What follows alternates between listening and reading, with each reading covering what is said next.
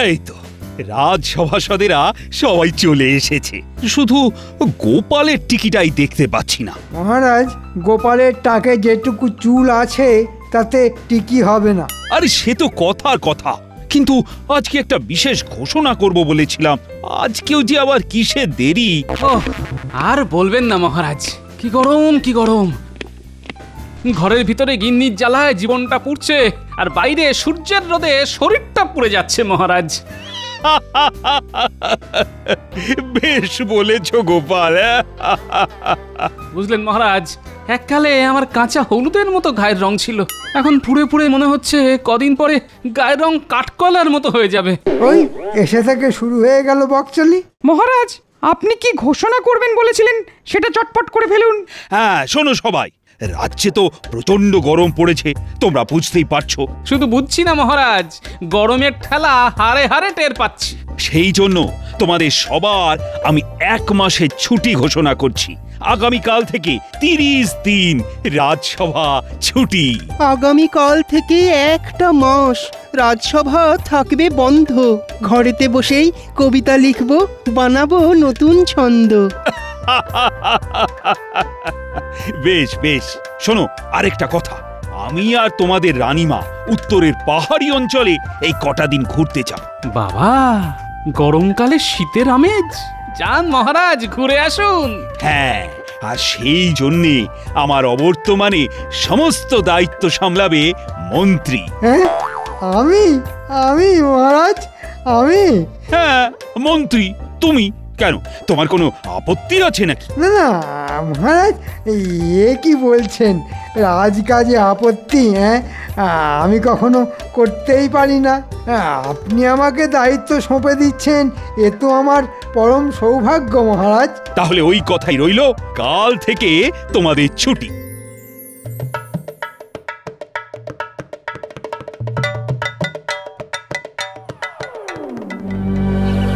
কি ব্যাপার বিজ্ঞানী, তোমাকে দেখে বেশ চিন্তিত মনে হচ্ছে।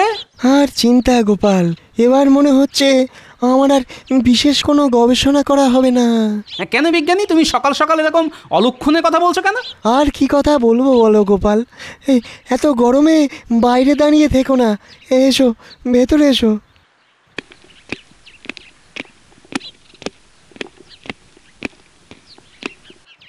এবার বলো। বুঝলে গোপাল, বিলেতের বিজ্ঞান মহল থেকে আমার কাছে একটা চিঠি এসেছে।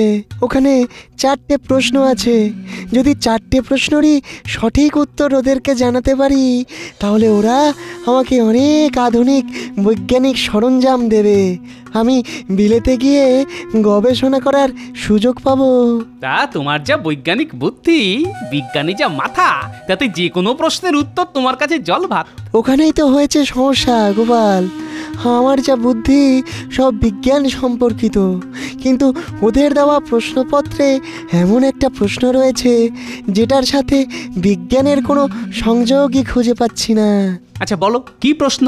প্রশ্নটা হলো গিয়ে, এমন কোন খাবার যা গরম নয় তবুও আমরা ফু দিয়ে খাই?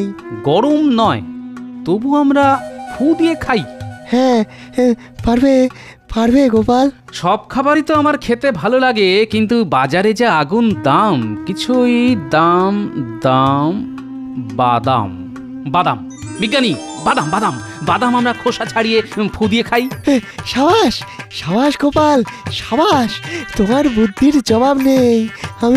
আমি কালকে সারা রাত ভেবেছি, কিন্তু কোনো সমাধানই খুঁজে বার করতে পারিনি। সত্যি সত্যি এই জন্যই তুমি বুদ্ধির রাজা গোপাল ভাঁড়। আমি আজকেই বিলেতে যাব। যাও বিজ্ঞানী যাও, তুমি হলে আমাদের কৃষ্ণনগরের গর্ব।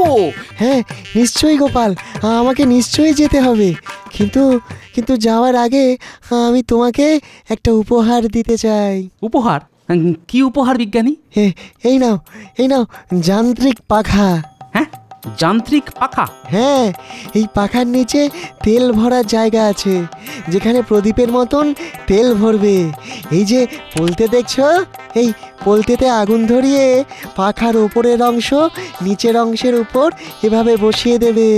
তারপর দেখবে কিছুক্ষণ পরে ভনভন করে পাখা ঘুরবে। হ্যাঁ হ্যাঁ, উফ বিজ্ঞানী, কি যুগান্তকারী আবিষ্কার করেছো তুমি!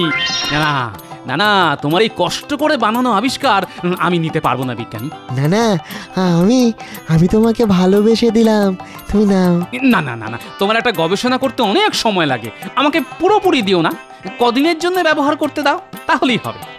আচ্ছা ঠিক আছে, আমি তো বিলেতে যাচ্ছি। হ্যাঁ, ওখানে এখন মোটামুটি ঠান্ডা। তুমি বরং এই কটা দিন যান্ত্রিক পাখা ব্যবহার করো। আর হ্যাঁ, আমি যে তোমাকে এটা দিয়েছি এটা কাউকে ভুল করেও বলো না যেন গোপাল। হ্যাঁ আচ্ছা আচ্ছা ঠিক আছে। দেখেছো মানুষটার কাণ্ড, দেখেছো? আমি সেই কখন থেকে উনুন ধরিয়ে বসে আছি। ওহ, এই তো গিন্নি চলে এসেছি। দেখো গিন্নি, দেখো কি এনেছি। কই কই দেখি দেখি।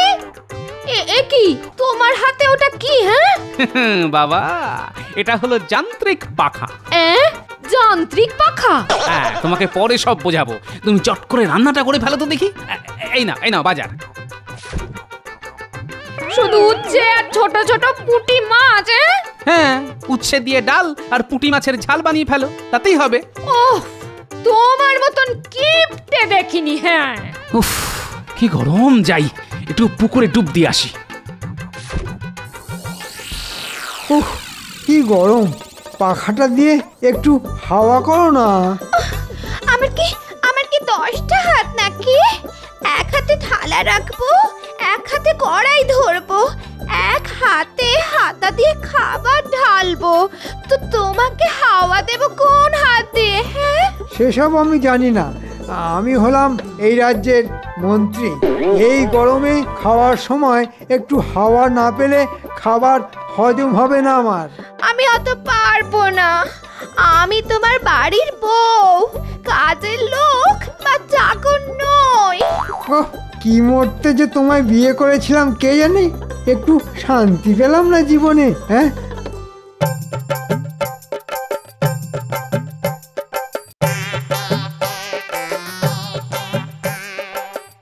কি হলো গিন্নি, তুমি বসে আছো কেন?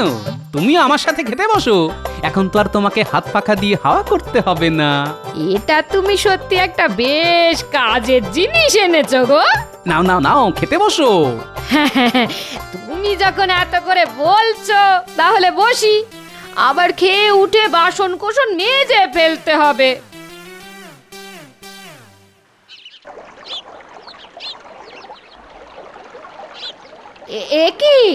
এ কি দিদি, আজকে আপনি বাসন মাজতে এসেছেন? আর কি করব বলো ভাই, কাজের মেয়েটা কয়েকদিন হলো আসছে না, তাই সবকিছু আমাকেই সামলাতে হচ্ছে। তা তো হবেই, আমার বাপু নিজের কাজ নিজেই করতে ভালো লাগে। দুজনের সংসার, বেশি খাটাখাটনি নেই। সে তুমি ঠিকই বলেছো ভাই, কিন্তু যা গরম পড়েছে ঘরে কোনো কাজ করতে ইচ্ছে করে না, তো বাইরের কাজ। আমাদের বাপু এই গরমে কোনো চিন্তা নেই, কতা ঘরে যান্ত্রিক পাখা নিয়ে এসেছে। এখন হাত না নেড়েই হাওয়া খাবো আর আরামে ঘুমোবো। যান্ত্রিক পাখা? সে কি, কোথায় পেলো? সেসব আমাকে কিছু বলেনি। এখন কোনো খাটুনি ছাড়াই শুধু ঠান্ডা হাওয়া। আহা, প্রাণটা জুড়িয়ে যায়। আহা,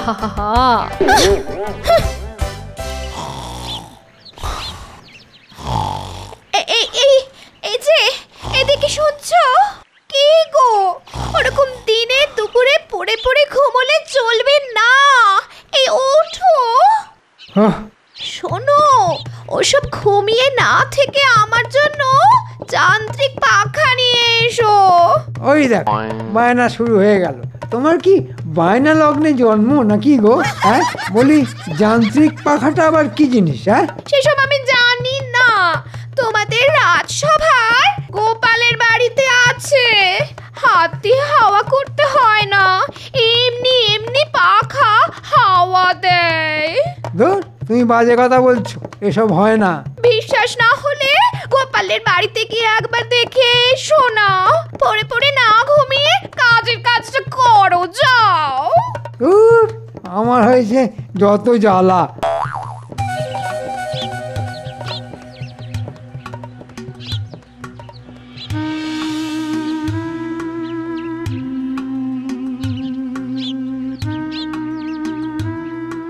এটা নির্ঘাত ঘুমোচ্ছে। কি গোপাল, গোপাল ঘুমোচ্ছ নাকি? কি গো গোপাল, কি হলো, ঘুমোচ্ছ? এ কি মন্ত্রী মশাই আপনি? আসুন আসুন, ভেতরে আসুন, আসুন আসুন। কি গো মন্ত্রী মশাই এসেছেন, ওঠো না। এই ও মন্ত্রী মশাই, বলুন বলুন। তা গোপাল, এটাই তাহলে যান্ত্রিক পাখা? হ্যাঁ, বাহ, বেশ সুন্দর তো। কোথা থেকে কিনলে, কোথায় পেলে? হ্যাঁ, আর সেসব তো বলতে পারবো না মন্ত্রী মশাই। আপনি যদি হাওয়া খেতে চান তাহলে এখানে বেশ কিছুক্ষণ বসে হাওয়া খেয়ে যান। হ্যাঁ, হাওয়া তো খাবই। তা এই পাখাটা কিভাবে চলে? এই তো ভেতরে একটা তেল ভরার জায়গা আছে, সেখানে তেল ভরেছি আর এই পোলতের ডগায় আগুন ধরিয়ে দিলাম, ব্যাস। তারপর পাখার ওপরের অংশ চাপ দিলেই পাখা বন বন করে ঘুরবে। বাহ, দারুণ তো। তাহলে আমি আজই এটা নিজের বাড়িতে নিয়ে গিয়ে হাওয়া খাবো। হ্যাঁ, না না না, এ কি করে সম্ভব মন্ত্রী মশাই? আমি আপনাকে এই পাখা দিতে পারবো না। দেখো গোপাল, আমি হলাম এই রাজ্যের মন্ত্রী। তোমার ঘরে এরকম একটা জলজ্যান্ত যান্ত্রিক পাখা থাকবে, কিন্তু আমার বাড়িতে থাকবে না। এ তো হতে পারে না। তাই আমি এটা নিয়ে যেতে চাই। আমাকে এটা দিয়ে দাও গোপাল। না না মন্ত্রী মশাই, আপনি এ কি বলছেন? আমরা এই পাখা আপনাকে দিতে পারবো না। না না না। দেখো, মহারাজের অবর্তমানে এখন আমি এই রাজ্যের সর্বে সর্বা। তুমি মুখের কথায় না দিলে গায়ের জোর দেখাতে হবে। সে আপনি যা খুশি করে নিন মন্ত্রী মশাই, আমি আপনাকে এটা দিতে পারবো না। ঠিক আছে, কাজটা তুমি মোটেই ভালো করলে না। আমি তোমাকে দেখে নেব। আচ্ছা মন্ত্রী মশাই কি করে এই পাখার কথা জানলো? আমি তো কাউকে জানাইনি। আসলে মানে আমি মন্ত্রী গিন্নিকে আজকে দুপুরে পুকুর পাড়ে গল্প করতে করতে এই পাখার কথা বলেছিলাম। হ্যাঁ, ব্যাস, ওতেই সারে সর্বনাশ করে রেখেছো। এই মন্ত্রী মশাই একবার যখন এই পাখার পিছনে পড়েছেন তখন ছাড়বেন ভেবেছো? ওগো আমাদের কি হবে গো? এই গরমে আবার সেই হাত পাখা দিয়ে হাওয়া খেতে হবে গো। শোনো, মন্ত্রী মশাই যখন এই পাখার পশ্চাতে পড়েছেন তখন পাখা নিয়েই ছাড়বেন। তাই আমাদের কিছু পূর্ব পরিকল্পনা করে রাখতে হবে। হ্যাঁ, কি পরিকল্পনা গো? শোনো, রান্নাঘর থেকে তুমি এক্ষুনি হ্যাঁ হ্যাঁ হ্যাঁ হ্যাঁ, বাবা, এসব তো রান্নার কাজে লাগে। এসব দিয়ে কি হবে? তোমাকে যেটা জোগাড় করে রাখতে বললাম সেটা ঝটপট জোগাড় করে রাখো, ব্যাস। আমাদেরকে খুব সতর্ক থাকতে হবে, যখন তখন অতর্কিত আক্রমণ হতে পারে। আচ্ছা আচ্ছা, ঠিক আছে ঠিক আছে। দূর দূর, কি কুক্ষণে যে মন্ত্রী গিন্নিকে পাখাটার কথা বলতে গেলাম কে জানে। দূর।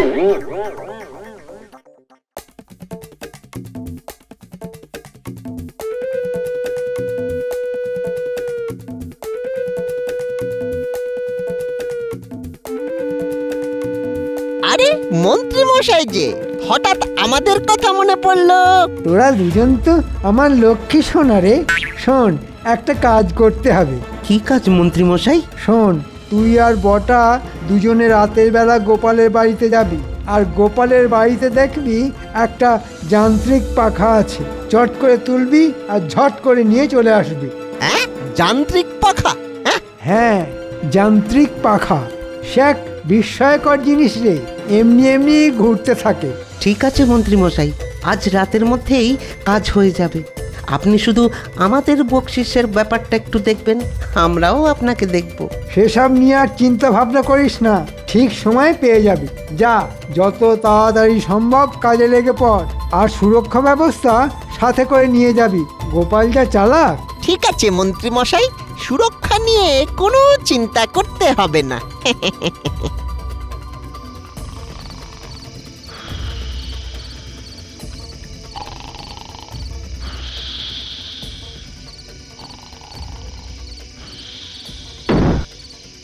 গোপাল, দরজা খোলো। কি হলো? কথা কানে যাচ্ছে না নাকি? হ্যাঁ, দরজা খুলবে না দরজাটা ভেঙে দেবো? এই তো বটা ঘটার আওয়াজ মনে হচ্ছে। গিন্নি, তুমি এক কাজ করো, তুমি আস্তে করে দরজাটা খুলে দরজার একটা পাশে দাঁড়িয়ে পড়ো, বাকিটা আমি দেখে নিচ্ছি। কোথায় কোথায় যান্ত্রিক পাখা দেখি? গোপাল বসে বসে হাওয়া খাবে আর মন্ত্রী মশাই কষ্ট পাবেন, এ হতে পারে না। এই তো সামনেই আছে, সাহস থাকলে নিয়ে যা না। নিয়ে তো যাবই।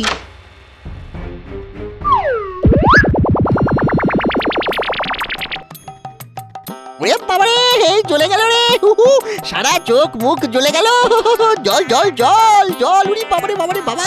পাকা চুরি করতে এসে এ কি ঝামেলায় পড়লাম রে বাবা। শোন, তোরা মানে মানে না পালালে এক্ষুনি আড়ং ধলাই দেবো, আর তোরা কিছু করতেই পারবি না। কি কুক্ষণেই যে গোপালের বাড়িতে পাখা চুরি করতে গিয়েছিলাম কে জানে। না না, আর কোনোদিন মন্ত্রী মশাইয়ের প্ররোচনায় পা দিলে চলবে না। ঠিক বলেছিস বটা, এক পয়সা বকশিস পেলাম না, উপরন্তু শাস্তি পেয়ে চলে এলাম। দূর দূর, বটা ঘটা একটা ছোট্ট কাজ করতে পারলো না। এবার দেখছি অন্য রাস্তায় দেখতে হবে। হ্যাঁ হ্যাঁ, তুমি রাস্তায় দেখো আর আমি গরমে পুড়ে পুড়ে মরি। আমি তো চেষ্টা করছি বলো, কিন্তু গোপাল এত চালাক, এটা লঙ্কার না কিসের গুঁড়ো পাখার হাওয়ায় উড়িয়ে আমার সৈন্যদের ভাগিয়ে দিল। শোনো, কাঁটা দিয়েই কাঁটা তুলতে হবে। তাই গোপাল যেহেতু বুদ্ধি খাটিয়ে ওই যান্ত্রিক পাখা আগলে রেখেছে, তেমনি তোমাকেও বুদ্ধি খাটিয়ে ওই পাখা সরিয়ে আনতে হবে। হ্যাঁ, ঠিক বলেছো। আর এই শুটকো বটা ঘটাকে দিয়ে কিছু হবে না, দুজন পালোয়ানকে পাঠাতে হবে। হ্যাঁ হ্যাঁ, যা করার তাড়াতাড়ি করো, আমি আর এই গরম সহ্য করতে পারছি না। ঠিক আছে ঠিক আছে, দেখছি দেখছি।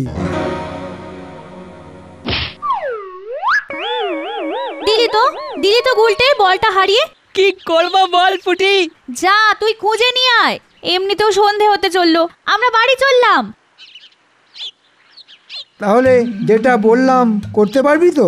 হ্যাঁ মন্ত্রী মশাই, কোনো চিন্তা করবেন না। আমরা ঠিক রাতের বেলায় ওই গোপালের বাড়ি যাব, আর গোপালের বাড়ি থেকে যান্ত্রিক পাখাটা নিয়ে আসব। আর হ্যাঁ, মুখে চোখে ঢাকা দিয়ে যাবি, চোখে পারলে একটা চশমা পরে যাবি, নইলে আবার বিপদ হতে পারে। আচ্ছা মন্ত্রী মশাই।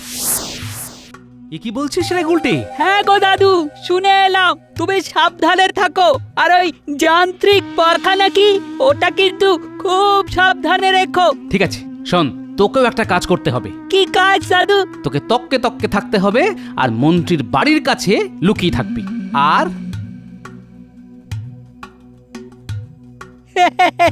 ঠিক আছে দাদু, ঠিক আছে।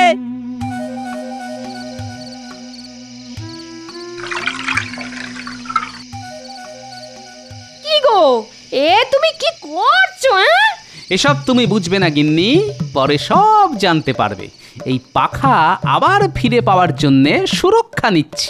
ও, কি ঝামেলায় পড়লাম রে বাবা, কি ঝামেলা।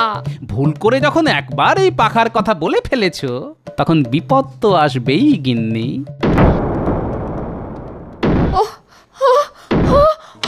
ওরে বাবা রে, ডাকাত!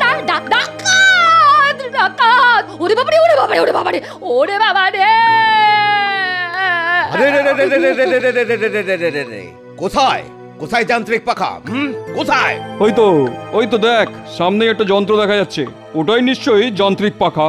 চল তাহলে এটাই তুলে নি। এই দেখো, এটা একদম হাত দেবে না। চুপ করো গোপাল, এখন তোমার দিন শেষ। মন্ত্রী মশাই আমাদের আদেশ করেছেন, আর আমরা আদেশ পালন করছি, বুঝেছো?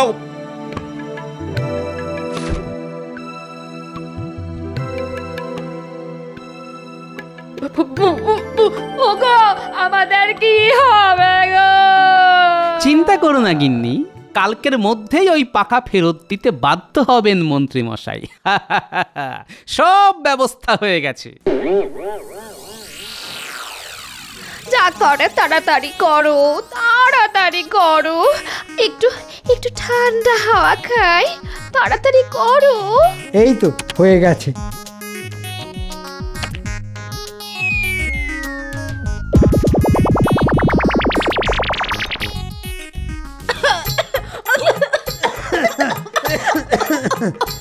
এটা কি পাখা এনেছো? ওরে বাবা রে, ও, এতে আমি মরে যাব। ফেলে দিয়ে এসো এসব। কি পাখা এনেছো? এ বাবা, ও চোখ চোখ মুখে কিছু দেখতে পাচ্ছি না কেন? ও এক্ষুনি ফেলে দিয়ে এসো এই জিনিস। তাই না আমার ঠান্ডা হাওয়া। এসব এসব মানুষ ব্যবহার করে নাকি? আমার মনে হচ্ছে সব সব গোপালের কারসাজি। হ্যাঁ,